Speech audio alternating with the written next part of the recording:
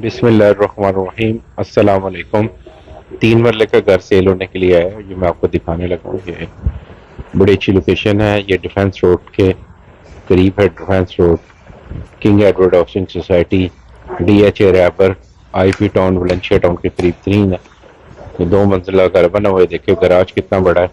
आराम से गाड़ी जो है वो बड़ी गाड़ी खड़ी हो सकती है, मेहरान कार या जो है आपकी वेट्स। ये इसका जो है वो ड्राइंग रूम है और इसकी सेपरेट एंट्रेंस है ड्राइंग रूम की।